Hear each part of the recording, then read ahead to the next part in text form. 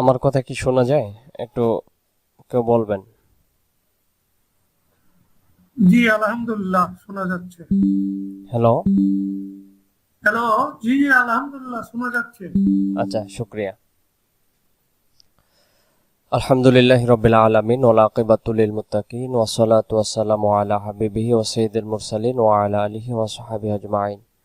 আজকে আমরা পবিত্র আল কোরআনুল কারীমের শিক্ষা ক্লাসের প্রথম অধ্যায়ন আমরা শুরু করতে যাচ্ছি ইনশাআল্লাহ।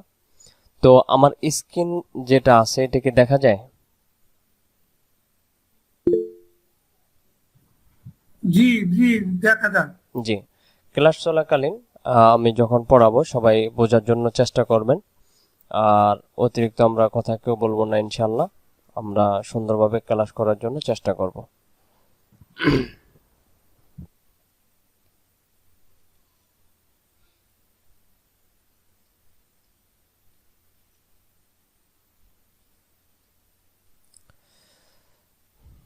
আমি যেটা বলবো এটা আপনারা অবশ্যই বলার জন্য চেষ্টা করবেন। সবাই মাইক্রোফোনগুলো আনমিউট করে রাখেন, তাহলে আমরা যেন পড়া সবাই ধরতে পারি এবং কোনো আওয়াজ না হয়।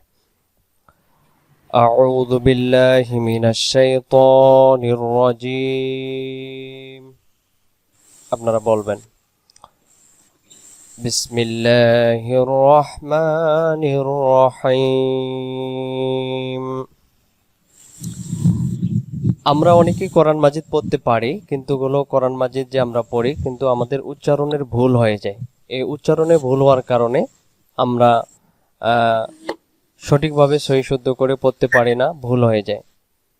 এজন্য আমরা সহি শুদ্ধ করে পড়ার জন্য এখানে আমরা যারা এসেছি অবশ্যই আমরা সুন্দর করে পড়ার জন্য চেষ্টা করব। আমার অনলাইনের ক্লাসের জগতে আমি ইউটিউবে পড়াই, কিন্তু আমাদের এই ব্যাচের ভিতরে প্রথম আমার এই ব্যাচ। আমি সর্বোচ্চ চেষ্টা করব আপনাদেরকে সুন্দর করে পড়ার জন্য। এখানে আমরা অনেকেই আছি যে কোরআন পড়তে পারি, ছোটবেলায় পড়ছিলাম, কিছু কিছু উচ্চারণের ভুল হয়, যে ভুলগুলো আমরা সমাধান করতে পারি না, কোনো ওস্তাদের কাছে যেতে পারি না, কেউ বা লজ্জার খাতিরে আমরা যেতে পারতেছি না। তো আমরা অনলাইন প্ল্যাটফর্মটাকে যেহেতু সর্বোচ্চ পবিত্র আল কোরআনুল কারিমের একটি বিধান আমরা শিক্ষার জন্য এসেছি, অবশ্যই আমরা সম্পূর্ণ ক্লাসগুলো করে আমরা যেন সুন্দর করে কোরআন মাজিদ পড়তে পারি, এটা আমরা চেষ্টা করব। আমাদের চেষ্টা যতটুকু হবে সফলতা আমরা ততটুকু পাবো। ক্লাসে কখনো আমরা মিস দেব না। ক্লাস মিস দিলে সেদিনের ক্লাসটা হয়তো আপনার জন্য ছুটে যেতে পারে, একটু কম বুঝতে পারেন। তো এখানে যারা আছেন আপনারা সকলেই, সকলকে আমি পিডিএফটা দিয়ে দেব। আর ক্লাসের পরে আমি সবার সাথে আবার কন্ট্রাক্ট করে কথা বলে নেব এবং সকলকে আমি যে বইটি থেকে পড়াবো এই বইটি আমি দেওয়ার জন্য চেষ্টা করব, এবং সকলের ঠিকানাগুলো নিয়ে প্রত্যেকের হাতে হাতে যখন বইটা থাকবে অনলাইনে ক্লাসের করার পরে আপনার সেই বইটা থেকে অধ্যয়ন করলে আমার মনে হয় খুব সহজ হবে। তো চলুন আজকের এই ভিডিও পর্বটির মাধ্যমে আমরা অনলাইনের মাধ্যমে কোরআন শিক্ষার প্রথম পর্বর আমরা প্রথম অধিবেশন শুরু করতে যাচ্ছি। এখানে লেখা আছে হারকাত, তানবিন, সুকুন, তাসদিদ, পরিচিতি। তো পবিত্র কোরআনুল কারিম পড়ার জন্য আমাদেরকে হারকাত কি জানতে হবে, তানবিন জানতে হবে, সুকুন জানতে হবে, তাসদিদ জানতে হবে। এগুলো জানার পরে আমরা পবিত্র কোরআনুল কারিমকে আমরা বানান করে শব্দে শব্দে আমরা পড়ার জন্য পড়তে পারবো। এখানে লেখা আছে কোরআন মাজিদ শিখতে হলে 5টি বিষয় জানতে হয়। 1 নম্বর হলো অক্ষর পরিচয়, হারকাত, তানবিন, সুকুন ও তাসদিদ। এই কয়েকটি ব্যবহার যদি আমরা জানতে পারি তাহলে কোরআন মাজিদ পড়া আমাদের জন্য সহজ হয়ে যাবে। এবার আসেন হারকাত কাকে বলে। এখানে যে লেখা আছে হারকাত, হারকাত হলো যেমন এখানে এটা হলো অক্ষরের নিচে আছে এটা হলো জের, অক্ষরের উপরে আছে এটা হলো জবর, অক্ষরের উপরে এটা আছে এটা হলো পেশ। এই 3টি শব্দকে একসাথে বলা হয় হারকাত। যেমন কোরআনুল কারিম আমরা অনেকে পড়ি, সব জায়গায় টান দিয়ে পড়ি। যদি সব জায়গায় আমরা টান দিয়ে পড়ি তাহলে উচ্চারণের ভুল হয়ে যাবে। সে ভুলগুলো সমাধান করার জন্য প্রথম যে স্টেপ, সেই স্টেপটা হলো হারকাতের উচ্চারণ ঠিক করতে হবে। আমরা সব জায়গায় টান দিই, যেখানে হারকাত আমরা টান দিয়ে ফেলি। তো হারকাত কাকে কয় এটা জানার জন্য আমাদেরকে বলতে হবে জবর জের পেশকে হারকাত বলা হয়, অথবা জের জবর পেশকে হারকাত বলা হয়, হারকাতের উচ্চারণ তাড়াতাড়ি পড়তে হয়। আমি কয়েকবার পড়তেছি, আপনারা উচ্চ স্বরে পড়ে অবশ্যই এটা মুখস্থ করবেন। জের জবর পেশকে হারকাত বলা হয়, হারকাতের উচ্চারণ তাড়াতাড়ি পড়তে হয়। সবাই বলবেন, জের জবর পেশকে হারকাত বলা হয়, হারকাতের উচ্চারণ তাড়াতাড়ি পড়তে হয়। আরো দুইবার, জের জবর পেশকে হারকাত বলা হয়, হারকাতের উচ্চারণ তাড়াতাড়ি পড়তে হয়। জের জবর পেশকে হারকাত বলা হয়, হারকাতের উচ্চারণ তাড়াতাড়ি পড়তে হয়। এবার আসেন আমরা দুই জবরে যাই। পবিত্র কোরআনুল কারিমের একটা যদি এরকম করে থাকে এটাকে হলো জবর বলবো, যখন দুইটা থাকবে এটাকে আমরা দুই জবর বলবো। একটা হলো জের, আর যখন দুইটা থাকবে তখন দুই জের। একটা হলো পেশ, যখন দুইটা থাকবে এটাকে দুই পেশ। এক জবর এক জের এক পেশকে হারকাত বলা হয়, কিছুক্ষণ আগে আমরা জানলাম। এখন আমরা শিখব যে দুইটা করে থাকলে তার নাম কি, তার নাম হবে তানবিন, তার নাম তানবিন। তাহলে জের জবর পেশের নাম হারকাত, দুই জবর দুই জের দুই পেশের নাম হলো তানবিন। এই জায়গায় যে এটাকে তানবিন বলা হয়। এখন আমরা অনেকেই কোরআন মাজিদ পড়ছি, কিন্তু এই দুই জবরের ভিতরে একটু সমস্যা রয়েছে। এখানে দুই জবর দেখা যায় কিন্তু দুইটা জবর না। এখানে দুইটা জের দেখা যায় কিন্তু দুইটা জের না। এখানে দুই পেশ দেখা যায় কিন্তু দুই পেশ না। এর ভিতরে আরেকটি অক্ষর লুকিয়ে রয়েছে, সেই অক্ষরটাকে আমরা বের করব কিছুক্ষণের মধ্যে ইনশাল্লাহ। তাহলে এটা হলো জবর, এটা হলো জের, এটা হলো পেশ। এই দুই জবর যেখানে থাকবে সেখানে একটা হবে জবর, দুই জের যেখানে থাকবে একটা হলো জের, দুই পেশ যেখানে থাকবে একটা হবে পেশ। কিন্তু আরেকটা যে দেখা যাইতেছে এটাকে আরবিতে বলা হয় নুন সাকিন, আরবিতে এটাকে বলা হবে নুন সাকিন। তাহলে এখন আসেন আমরা প্রথমে জানছি জের জবর পেশ হারকাত, দুই জবর দুই জের দুই পেশের নাম তানবিন। তানবিনের মধ্যে দুই জবর দুই জের দুই পেশকে একত্রে তানবিন বলা হয়। তানবিনের মধ্যে একটি হারকাত, অপরটিকে নুন সাকিন কয়। এখন নুন সাকিন কি? আরবিতে এই অক্ষরটার নাম হলো নুন অক্ষর। এই অক্ষরটার নাম নুন অক্ষর, এই অক্ষরটার নাম হলো নুন অক্ষর। উপরে যে চিহ্নটা দেখা যাইতেছে এটার নাম হলো সাকিন চিহ্ন। উপরে যে চিহ্ন দেখা যাইতেছে এটার নাম হলো সাকিন চিহ্ন। আপনারা যারা পড়াগুলো কম বুঝতে পারবেন বা কোনো সমস্যা হলে ক্লাসের শেষে আমি আপনাদেরকে কথা বলার জন্য অনুমতি দেব, অথবা পার্সোনাল ভাবে নক দিয়ে বলবেন আমাকে এই জিনিসটা বুঝে নেই, ইনশাল্লাহ আমি আবারও বুঝিয়ে দেওয়ার জন্য চেষ্টা করব। এটার নাম হলো নুন, উপরে যে চিহ্নটা আছে এটাকে নুন সাকিন বলে। এটা হলো নুন, উপরে যে চিহ্নটা আছে এটা হলো নুন সাকিন বলে। যে অক্ষরের উপরে থাকবে সে অক্ষরটাকে সে সাকিন বলা হয়। যেমন এখানে নুনের উপর আছে, এটা হলো নুন সাকিন। এটা যদি বা অক্ষর হতো এটাকে তখন বলা হতো বা সাকিন। তাহলে আমরা জানলাম এক জবর এক জের এক পেশের নাম হলো হারকাত, দুই জবর দুই জের দুই পেশের নাম তানবিন। তানবিনের মধ্যে একটি করে হবে হারকাত, অপরটি নুন সাকিন। আমি আপনাদেরকে এখন যে জিনিসটা বোঝাইতেছি, কোরআনুল কারিমে অনেক জায়গায় দুই জবর আছে, সে দুই জবর গুলো কিন্তু দুই জবর না, দুই জের গুলো দুই জের না, দুই পেশ গুলো দুই পেশ না। এখানে আমরা ভেঙ্গে ভেঙ্গে বের করার জন্য চেষ্টা করতেছি। নুন সাকিন হলো দুই রকম। আপনারা বলবেন, মনে রাখবেন, নুন সাকিন দুই রকম। নুন সাকিন কয় রকম? নুন সাকিন দুই রকম। এক নাম্বার প্রকাশ্য নুন সাকিন, দেখা যাবে। আমি ভিত্তিটা আলিফ অক্ষর থেকে শুরু করব, তার আগে এটা জেনে বোঝাইনি। দুই নাম্বার হলো তানবিনের ভিতরে লুকানো নুন সাকিন। এই জায়গায় যে দুইটা দুই জবর আছে, এখানে একটা নুন সাকিন আছে, একটা হলো জবর আর একটা হবে নুন সাকিন।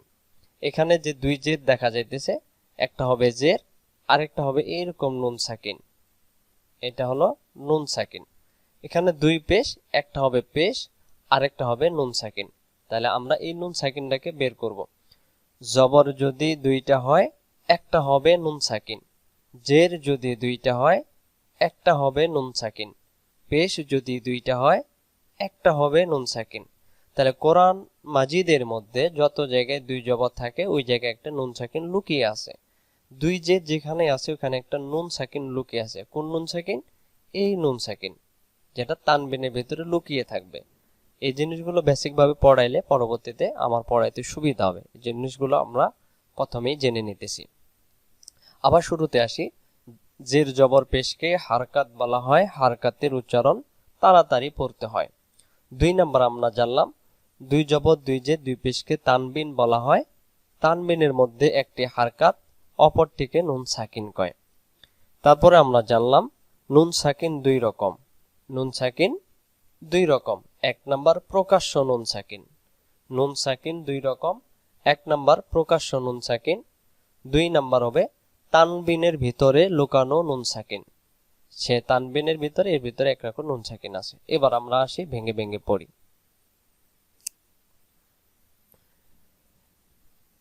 যেমন এই জায়গায় লক্ষ্য করেন, আলিফের নিচে 2টা জের দেখা যাইতেছে। এই 2 জের, একটা হবে জের আর একটা হবে নুন সাকিন, সমান সমান দিয়ে বোঝাইছে এখানে হামজা জের ই, অর্থাৎ একটা জের, আর পরে যে নিচে আরেকটা জের আছে এটা হবে এইরকম নুন সাকিন, কিন্তু দেখা যাবে না। এখন আসেন আমরা ছোটবেলায় বা আমরা পড়ি আলিফ 2 জের ইন বা হামজা 2 জের ইন। এখন আমরা যদি হামজা 2 জের ইন পড়ি, হামজা নুন জের ইন, এটাও উচ্চারণ ইন, এটাও উচ্চারণ ইন। হামজা 2 পেশ উন, হামজা নুন পেশ উন, তাহলে এটাও উন হচ্ছে, এটাও উন হচ্ছে, কিন্তু এর ভিতরে যে একটা নুন সাকিন আছে এটা আমরা অনেকেই জানতাম না। এটাকে আমরা খোলাসা করতেছি। নুন সাকিন পড়ার কোরআন মাজিদে 4টে নিয়ম আসবে, তখন সেই জিনিসগুলো বুঝতে আমাদের সহজ হবে। তাহলে এখানে লক্ষ্য করি, জবর যদি 2টা হয় একটা হবে নুন সাকিন, জের যদি 2টা হয় একটা হবে নুন সাকিন, পেশ যদি 2টা হয় একটা হবে নুন সাকিন। নুন সাকিন 2 রকম। 1 নম্বর প্রকাশ্য, দেখা যায়। 2 নাম্বার তানবিনের ভিতরে লুকিয়ে থাকে, দেখা যাবে না। আমি একটু উদাহরণস্বরূপ বলতেছি। 1 হাতের ভিতরে যদি পানি থাকে, আর 1 হাতে 1 গ্লাসের ভিতরে পানি আছে, আর 1 হাতে নুন আছে, লবণ, দেখা যাবে যখন আমি এই পানির ভিতরে নুনটা আমি মিক্স করব, তখন সেই নুন আর দেখা যাবে না। যদি আমি সেটাকে পান করি তাহলে বোঝা যাবে যে এই পানির ভিতরে লবণ মিশিয়ে আছে, পানির ভিতরে লবণাক্ত লাগতেছে।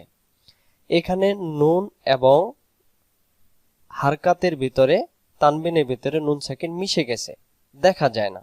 আর এখানে প্রকাশ্য দেখা যায়, কিন্তু আমি যখন উচ্চারণ করব আলিফ 2 জবর আন বা হামজা 2 জবর আন, তখন বোঝা যাবে এই 2 জবরের ভিতরে নুন সাকিন আছে, বোঝা যাচ্ছে। আন আন আন আন, দুনতান্ন আসতেছে আন।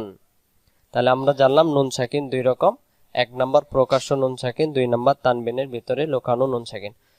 যারা ক্লাস করতেছেন, আমি একটু বলতে চাচ্ছি যে একটু আনমিউট করে যে কেউ বলবেন যে পড়াগুলো বোঝা যাচ্ছে কিনা। জি জি, আসসালামু আলাইকুম। ক্লিয়ার বোঝা যাচ্ছে। আসসালামু আলাইকুম। ওয়ালাইকুম সালাম মিজানুর সাহেব। জি আচ্ছা, থ্যাংক ইউ সো মাচ। আচ্ছা, তারপরে স্টেপে আমরা তাহলে চলে যাই।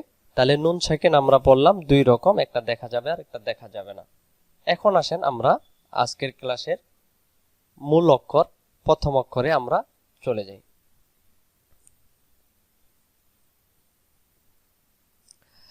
আরবি অক্ষর হলো 29টি, মাখরাজ 17টি, সতর্কমূলক অক্ষর হলো 15টি।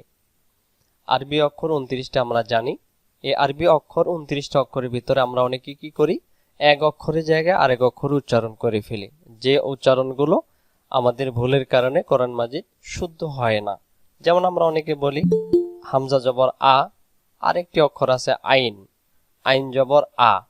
এখন 2 অক্ষর যদি একই রকম উচ্চারণ হয় তাহলে উচ্চারণেরটা ভুল হয়ে যাবে। 2 অক্ষরের 2 রকম উচ্চারণ, এই উচ্চারণটাকে বলা হয় মাখরাজ। মাখরাজ শব্দের অর্থ হলো উচ্চারণের স্থান। কোনোটা হবে হলক থেকে, গলার শুরু থেকে, কোনোটা হবে গলার মাঝখান থেকে, কোনোটা জিহ্বা থেকে, কোনোটা জিহ্বার আগা থেকে। এগুলোকে মাখরাজ বলা হয়, আমরা জানি। তাহলে আমরা মাখরাজ আজকে একটি অক্ষরের জানবো এই ক্লাসের মাধ্যমে। এরপর হলো সতর্কমূলক অক্ষর। সতর্কমূলক অক্ষর যেমন 15টি, একটি অক্ষর দিয়ে, দুইটি অক্ষর দিয়ে বোঝায়। যেমন হামজা জবর আ, আইন জবর আ, অর্থাৎ হামজা অক্ষর পড়তে গিয়ে যেন আইন না হয়, আইন অক্ষর পড়তে গিয়ে যেন হামজা অক্ষর উচ্চারণ না হয়, এটাকেই সতর্কতার সাথে পড়তে হয়। এরকম 15টি অক্ষর আমরা ক্লাসের মধ্যে জেনে নেব ইনশাল্লাহ। এখানে লেখা আছে সতর্কমূলক অক্ষর কাকে কয়? যে অক্ষর পড়তে গিয়ে ভুলবশত অন্য অক্ষর হয়ে যায়, সতর্কমূলক অক্ষর তাকে কয়। যেমন আমরা যদি পড়ি ইজা জা নাসরুল্লাহ, ইজা জা আ নাসরুল্লাহ, ইজা জা, দুই অক্ষর একই রকম হয়ে যাচ্ছে।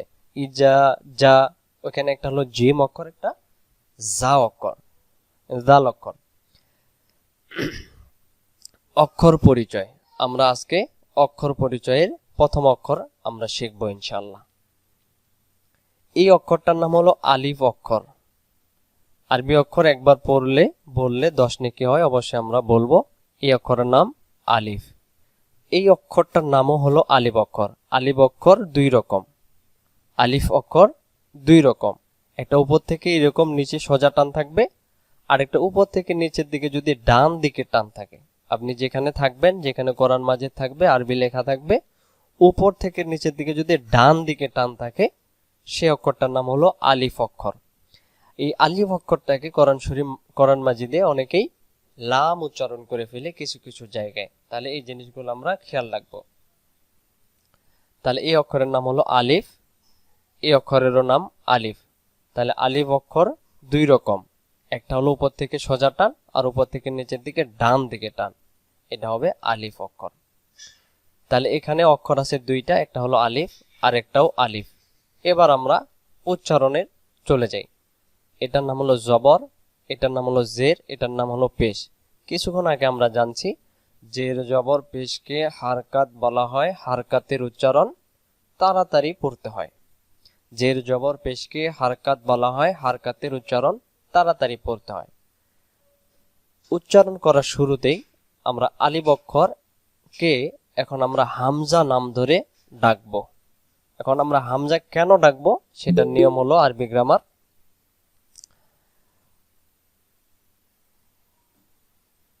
একজন ক্লাসে মনে জয়েন হতে পারেনি, বারবার কল দিতেছে, আমি একটু নক দিই।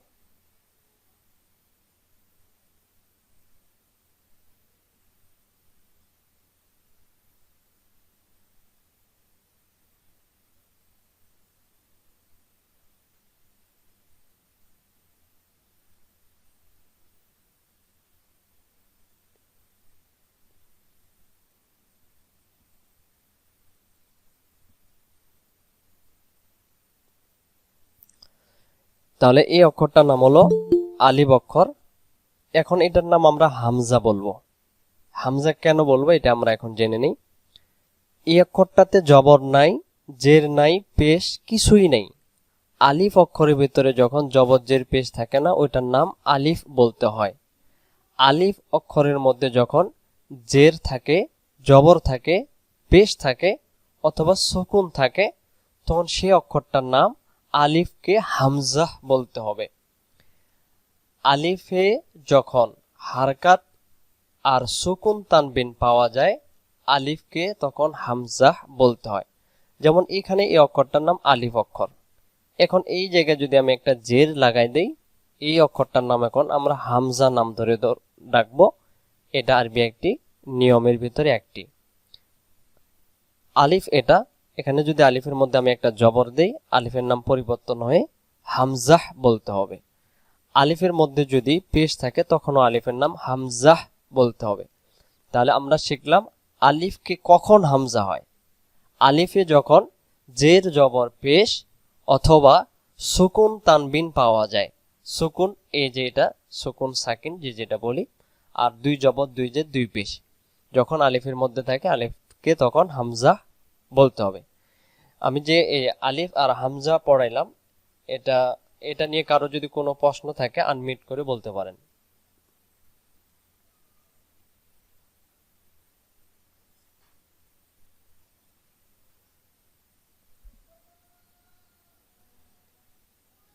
আচ্ছা, তাহলে আলিফের নাম এখন আমরা এখানে হামজা বলবো। এখানে প্রশ্ন লেখা আছে হামজা অক্ষর কেমন করে পড়তে হয়। আমরা মাখরাজের প্রথম মাখরাজ আজকে আমরা পড়তেছি, সবাই এটা মুখস্থ করব। আলিফের নাম যখন আমরা হামজা বলবো, হামজা অক্ষরের উচ্চারণ কেমন করে পড়তে হবে সেটা আমরা এখন মাখরাজ মুখস্থ করব। হামজা অক্ষর হলকের প্রথম থেকে শক্ত করে পড়তে হয়। হামজা অক্ষর হলকের প্রথম থেকে শক্ত করে পড়তে হয়। যে যত পড়বেন সে তত আয়ত্ত করতে পারবেন। আমার সাথে সাথে জব্দ করবেন। হামজা অক্ষর হলকের প্রথম থেকে শক্ত করে পড়তে হয়। হলক শব্দের অর্থ হলো গলা, বাংলাতে যেটা বলি গলা। যেমন আপনারা গলার নিচে হাত দিলে বুঝতে পারবেন, সে জায়গা থেকে হামজা উচ্চারণ হবে হামজা, হামজা, হামজা, হামজা, শক্ত করে আওয়াজটা বের হবে। হামজা অক্ষর হলকের প্রথম থেকে শক্ত করে পড়তে হয়। আমরা 17টা অক্ষর মাখরাজ মুখস্থ করব। আজকের প্রথমটা অবশ্যই নোট করে রাখবেন। হামজা অক্ষর হলকের প্রথম থেকে শক্ত করে পড়তে হয়। হামজা অক্ষর হলকের প্রথম থেকে শক্ত করে পড়তে হয়। তাহলে আমরা এই আলিফ অক্ষর, এখানে আলিফ আছে, আলিফের নাম এখন আমরা এটাকে হামজাহ বলবো। আলিফের নাম এখানে হামজাহ বলবো। আমি মাঝে মাঝে কারো নাম ধরে বলবো যে আপনি বলেন এটা কেন হামজা হবে, আপনাকে বলতে হবে। মিজানুর রহমান ভাই, আচ্ছা বলেন তো এই অক্ষরটাকে, আলিফ অক্ষরকে কেন হামজা বলবো? এখানে তানবিন আছে, সেজন্য এটাকে হামজা করতে হবে। হ্যাঁ, তানবিন অথবা এখানে হারকাত আছে, অর্থাৎ যে কোনো হারকাত। থাকলেই এখানে তানবিন হামজা। আলিফের উপর জবর হামজা, আলিফের নিচে জের হামজা, আলিফকে এখন হামজা বলবো। ধন্যবাদ। আচ্ছা আনমিট করেন। Thank you. হামজা অক্ষর হলকের প্রথম থেকে শক্ত করে পড়তে হয়। এবার আমরা আসি হামজাহ জবর আ, উচ্চারণ তাড়াতাড়ি হবে আ, আ, আ। এখন এই জায়গায় যদি আমি বলি আ, উচ্চারণ ভুল। কেন উচ্চারণ ভুল? আমরা শুরুতেই জেনে নিয়েছি, জের জবর পেশকে হারকাত বলা হয়, হারকাতের উচ্চারণ তাড়াতাড়ি পড়তে হয়। জের জবর পেশকে হারকাত বলা হয়, হারকাতের উচ্চারণ তাড়াতাড়ি পড়তে হয়। তাহলে আলিফের উপরে যে জবর দিয়ে আলিফটার নাম হামজা হয়ে গেছে, এই হামজার উচ্চারণটা তাড়াতাড়ি।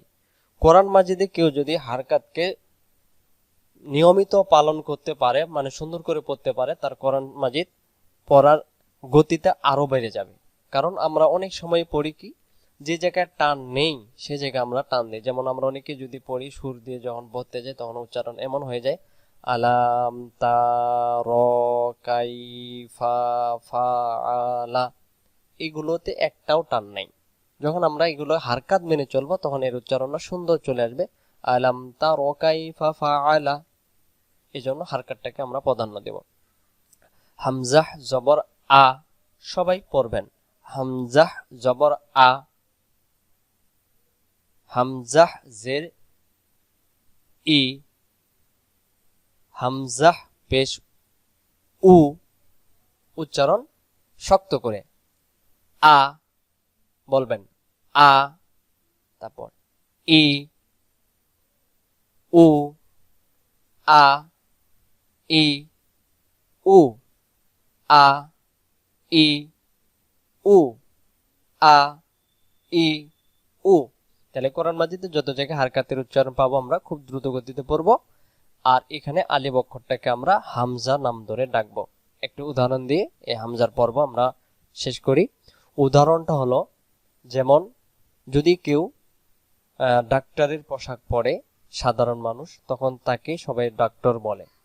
কেউ যদি কোনো টুপি পাঞ্জাবি পায়জামা পরে, তাকে তখন সে উস্তাদ বা হুজুর বলে থাকে। তাহলে পোশাকের কারণে নাম পরিবর্তন হয়ে যায়। আলিফের মধ্যে এখানে জবজ্জের পেশ কোনো পোশাক নাই, এজন্য এর নাম আলিফ। আলিফ অক্ষর যখন জবজ্জের পেশ বা যেটাই থাকবে না কেন, তখন এর নামটাকে পরিবর্তন করে আমরা হামজাহ নাম ধরবো। আর হামজাহ অক্ষর যখন আমরা পড়বো হলকের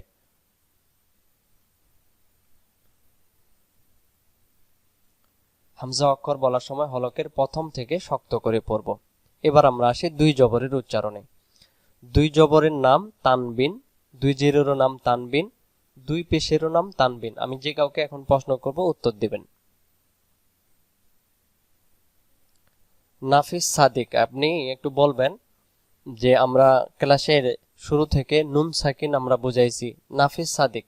একটু আনমিউট করবেন।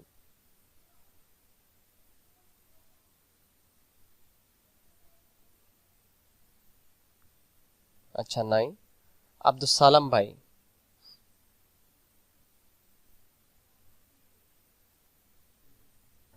আসসালামু আলাইকুম। ওয়ালাইকুম সালাম রহমতুল্লাহ। দুই নুন সাকিন কয় রকম?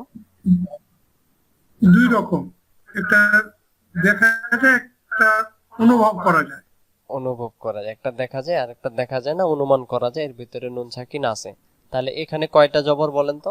জি, এটা দুই জবর, এখানে একটা হলো জবর আর দুইটা জবর, একটা জবর আর একটা কি সাকিন? একটা নুন সাকিন, একটা জবর, একটা নুন সাকিন। ধন্যবাদ, ধন্যবাদ। আনমিউট করেন। আচ্ছা, তাহলে বুঝতে পারতেছি যে আপনারা হয়তো বুঝতে পারতেছেন। এবার আসেন, হামজাহ জবর আ আর হামজা নুন জবর আন, উচ্চারণ হবে আন। আন উচ্চারণ তাড়াতাড়ি পড়তে হবে। এই শব্দটা এখন যদি আমি বলি আন, তাহলে হারকাতের উচ্চারণ ভুল হয়ে যাবে। হারকাতের উচ্চারণ তাড়াতাড়ি পড়তে হয়। হামজাহ নুন জবর আন, হামজাহ নুন জবর আন। এখানেও আমরা বলবো হামজাহ দুই জবর আন, এটাও আন, এটাও আন। এখানে নুন সাকিন দেখা যায় না, আর এই জায়গায় নুন সাকিন দেখা যায়। এই প্রথম তানবিনের ভিতরে ভেঙে ভেঙে বোঝানো হয়েছে।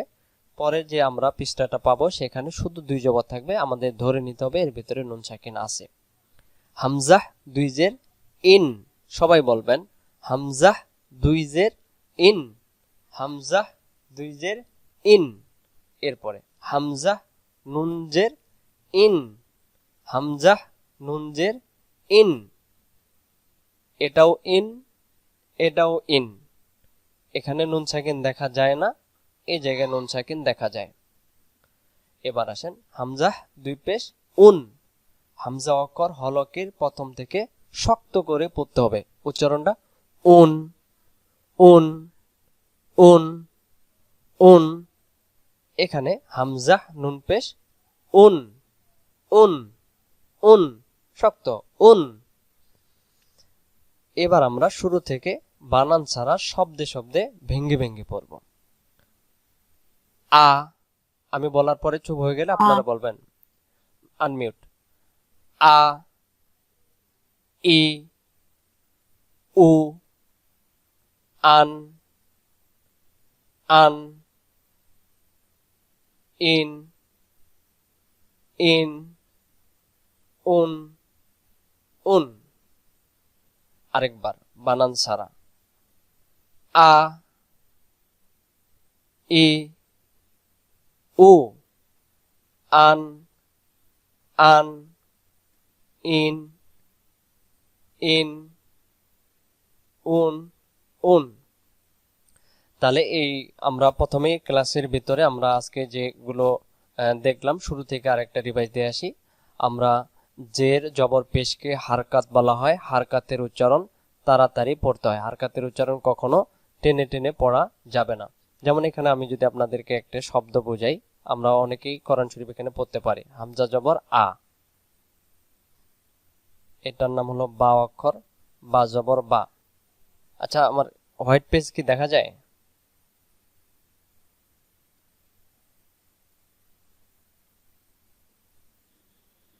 জি দেখা যায়। আচ্ছা, আমি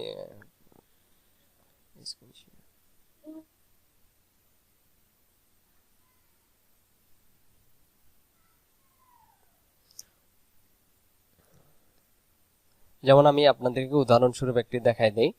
যেমন এই অক্ষরটার নাম হলো আলিফ, আলিফের মধ্যে জবর দিয়েছি, আলিফের উপরে জবর, আলিফ, আলিফের নাম হামজাহ, হামজাহ জবর আ, টানা যাবে না। এখানে আমি দিয়েছি বা, বা জবর বা, উচ্চারণ খুব দ্রুত গতিতে করতে হবে, আবা। এই জায়গায় যদি আমি বলি আবা, উচ্চারণ ভুল, আবা।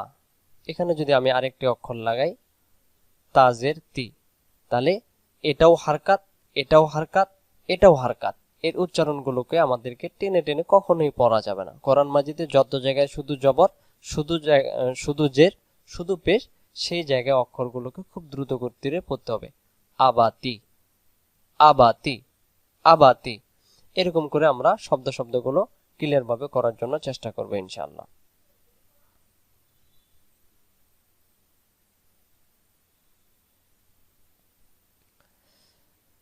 তাহলে আমরা প্রথমে বললাম হারকাত, দুই জবর দুই জের, দুই পেশের নাম হলো তানবিন। তানবিনের মধ্যে হবে একটি হারকাত, আরেকটি হলো নুন সাকিন। এরপরে আমরা জানছি নুন সাকিন হলো দুই রকম, একটা হলো প্রকাশ্য নুন সাকিন আর একটা তানবিনের ভিতরে লুকানো নুন সাকিন। নুন সাকিন দুই রকম, একটা দেখা যাবে আর একটা দেখা যাবে না। এরপরে আমরা শিখলাম আলিফ হলো দুই রকম, একটা আলিফ হলো উপর থেকে নিচের দিকে সোজা টান, আরেকটা আলিফ হলো উপর থেকে নিচের দিকে যদি আপনার হাত যেদিকে ডান দিকে, সে ডান দিকে যদি থাকে সেটা অক্ষর হবে আলিফ, আর উপর থেকে টান দিয়ে যদি এটা বামে চলে যায় তখন এই অক্ষরটার নাম হবে লাম অক্ষর, তখন সেই অক্ষরটার নাম হবে লাম অক্ষর। এরপর আমরা জানলাম আলিফের নাম কখন হামজা হয়। আলিফ অক্ষরের মধ্যে জবর, জের, পেশ, দুই জবর দুই জের অর্থাৎ যা কিছুই থাকবে আলিফের নাম তখন হামজাহ বলতে হবে। হামজা অক্ষর হলকের প্রথম থেকে শক্ত করে পড়তে হবে। হামজাহ অক্ষর হলকের প্রথম থেকে শক্ত করে পড়তে হবে।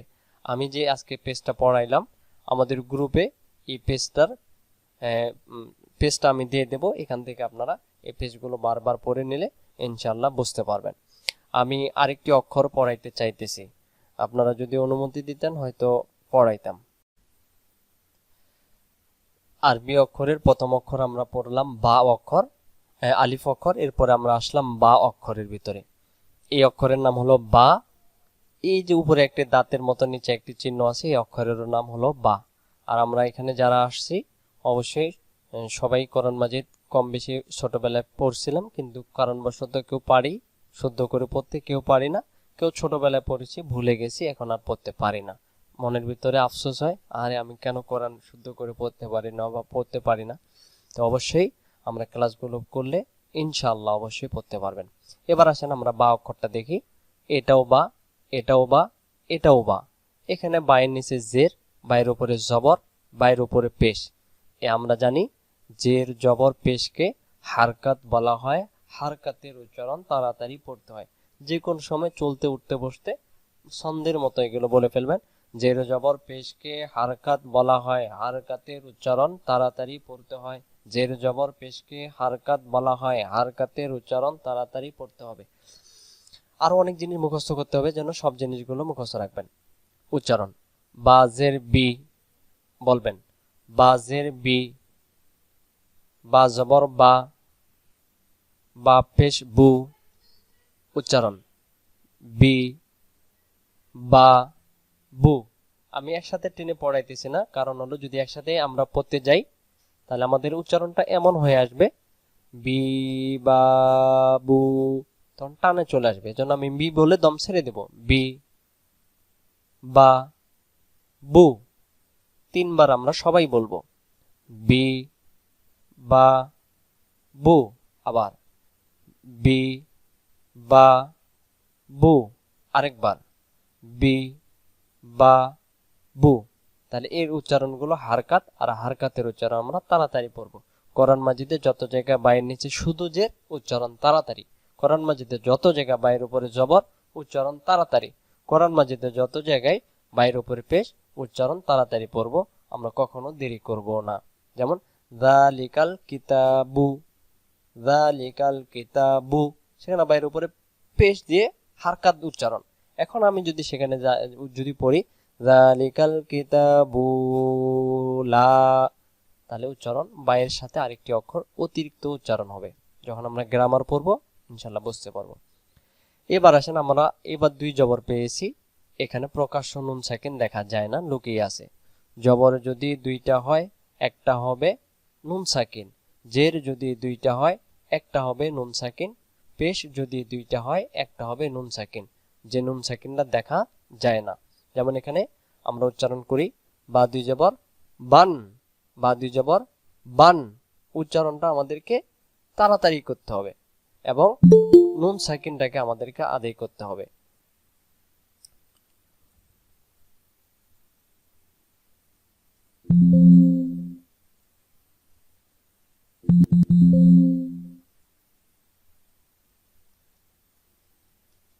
যেমন আমি আপনাদেরকে বলি, যেমন আমরা কিছুক্ষণ আগে বললাম বা দুই জবর বান, যেমন এইটা অক্ষর হলো বা, বা জবর বা, আর এই পারি অক্ষরটা একটা হলো নুন। বা এবং নুন অক্ষর দেখতে একই রকম, বাইন নোক্তার নিচে নুনের নোক্তা উপরে, এখানে উচ্চারণ হয়ে গেল বা নুন জবর বান। কিন্তু কোরআন মাজিদে যখন এখানে বায়ের এইভাবে একটা আলিফ থাকে, দুইটা জবর থাকে, বা দুই জবর বান, অর্থাৎ এটাও বান এটাও বান, এখানে নুন সাকিন দেখা যাচ্ছে না। হ্যালো, দেখা যাচ্ছে না। জি না।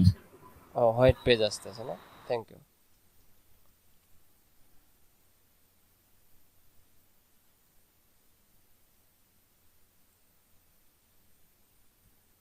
আগের পেজ আসছে, হোয়াইট বোর্ডটা আসলো না। আচ্ছা, ওটা আমি ঠিক করে নেব। তাহলে বাই দুই জবর, একটা হলো জবর আর একটা নুন সাকিন, বাই দুই জের, একটা জের আর একটা নুন সাকিন, বাই দুই পেশ, একটা পেশ আর একটা নুন সাকিন। উচ্চারণে চলে যাই। বা দুই জবর বান, বা দুই জের বিন, বা দুই পেশ বুন।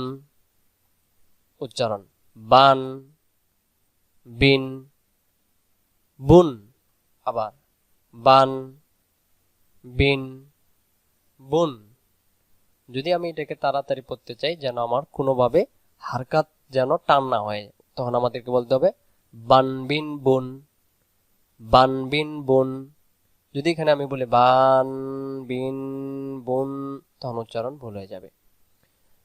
এটা উচ্চারণ আমরা বানান ছাড়া করব। বি বলেন, বা, বু, তিন অক্ষর একসাথে, বিবাবু। আবার বিবাবু, টানা যাবে না। বান বিন বুন, টানা যাবে না। এবার আমরা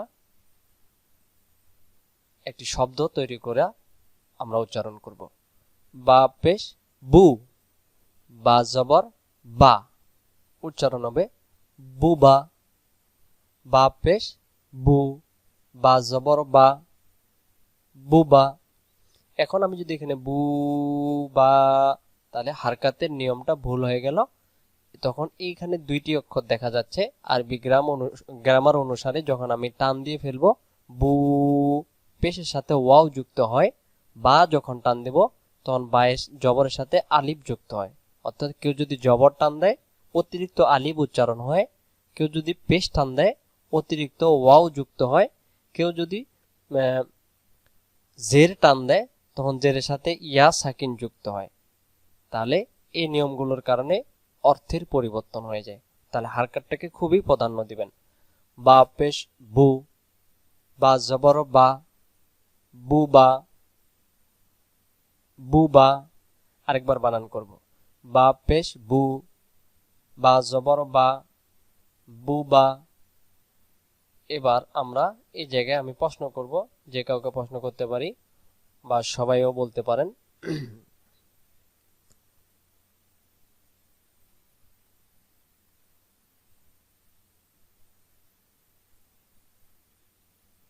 হাসিব ইবনে শারমিন আছেন? আপনি বলেন তো, এই অক্ষরটাকে আনমিউট করবেন।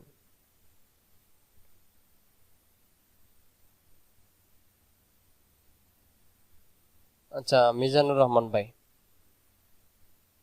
জি, আচ্ছা ভাইয়া, এই অক্ষরটাকে আমরা কি বলবো? এটা হামজা জের ই।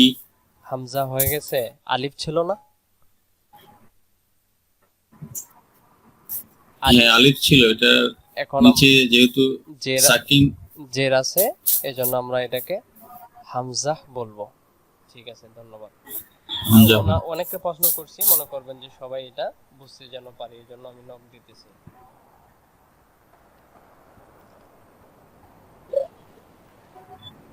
এবার আসেন হামজাহ জের ই, বা জবর বা, ই বা।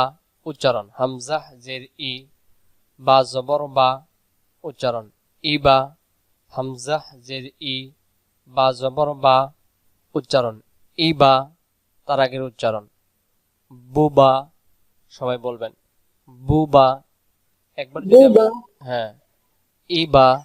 তারপরে হামজাহ জবর আ, হামজাহ জবর আ, হামজাহ জবর আ, বা জের বি, আবি। বা জবর বা, উচ্চারণ হয়ে যাবে আবিবা। আবিবা, আবিবা, কোনো প্রকারে যেন হারকাতগুলো টান না আসে। আবিবা। এবার আসেন, এই অক্ষরটার নাম হলো বা, উপরে যে চিহ্ন আছে এটার নাম হলো সাকিন, যেটাকে আমরা বা সাকিন বলতে পারি। যখন নুনের উপরে থাকে নুন সাকিন, বাইরের উপরে থাকলে বা সাকিন, সাইয়ের উপরে থাকলে সা সাকিন, তাহলে এই জায়গায় আমরা বলবো বা সাকিন। এই হামজার জবরটা বা অক্ষরের সাথে একসাথে যুক্ত হয়ে উচ্চারণ হবে হামজা বা জবর আব, আব, আব। একটু কলকলা হবে, কলকলা নিয়ম যখন আমরা পড়বো তখন ইনশাআল্লাহ বিস্তারিত বলে দিব। এখানে উচ্চারণ হবে আব, আব। এখানে যদি জের হয় হামজা বাজের ইবে, এখানে যদি পেশ হয় হামজা বা পেশ ওব, ওব, ওব, এমন করে উচ্চারণগুলো হবে। এবার আসেন আমরা শুরু থেকে বানান ছাড়া ভেঙ্গে ভেঙ্গে, আমি বলা পরে আপনারা সকলেই মুখ ফুটে বলবেন। বি, বা, বু, বান, তারপরে বিন, তারপরে বুন, তারপরে বু, বা, ই, বা, তারপরে আবি বা, তারপরে হবে আব, আব। এবার আমরা 3 শব্দ মিলে একসাথে, বিবাবু, তাড়াতাড়ি, বিবাবু, বানবিন বুন, আবার বলেন সবাই, বানবিন বুন, তারপরে বুবা, আরেকবার বুবা, তারপরে ইবা, আরেকবার ইবা, তারপরে আবিবা, আবিবা, শেষের উচ্চারণ আব, শেষের উচ্চারণ আব। তাহলে আজকের এই ভিডিওটির মাধ্যমে আমরা পর্বের মাধ্যমে 2টি অক্ষর শিখলাম, একটি হলো আলিফ অক্ষর, আরেকটি হলো বা অক্ষর। এই আমরা 29টি অক্ষর যখন এভাবে পড়া শেষ করব, তারপরে আমাদের মূল পর্বে যে পড়া আছে সে পড়াগুলো আমরা, যে কথায় 1 আলিফ 2 আলিফ 3 আলিফ 4 আলিফ এবং নুন সাকিনের অধ্যায়, সেগুলো আমরা জানব। আজকের প্রথম পর্ব আমরা পড়লাম এখান পর্যন্তই। কারো যদি কোনো প্রশ্ন থাকে। আসসালামু আলাইকুম হুজুর, একটা প্রশ্ন ছিল। জি। ও, বা এর মাখরাজ না, একটু জানতে চাচ্ছি। বা অক্ষরের মাখরাজ, যে অক্ষরগুলো মাখরাজ থাকবে সে অক্ষরগুলো আমি আপনাদেরকে বলে দেব। হামজা অক্ষরে আমরা মাখরাজ পড়ছি, বা অক্ষরের মাখরাজ লাগবে না। বা অক্ষরের মাখরাজ আছে, কিন্তু সেটাকে এমনিতেই উচ্চারণ হয়ে যাবে। যেমন হলো বা, বা অক্ষরের সাথে কোনো অক্ষরের মিল নাই। আচ্ছা, আচ্ছা আচ্ছা। আর কারো কোনো প্রশ্ন আছে?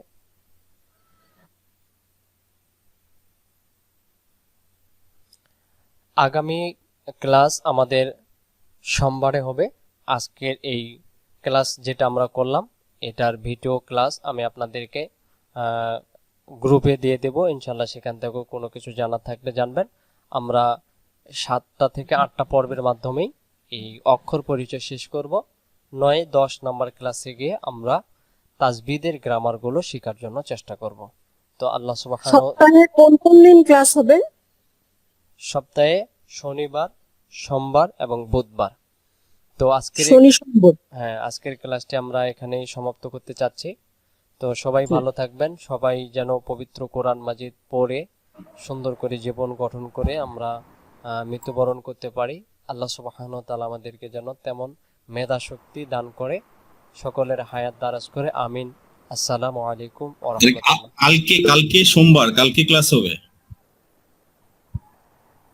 কালকে সোমবার। জি জি। হ্যাঁ, আমাদের যেহেতু 15 তারিখে এলোমেলো হয়ে গেছে, আমাদের নিয়ম অনুসারে আগামীকালকেই ক্লাস হবে। ধন্যবাদ মনে করে দেওয়ার জন্য।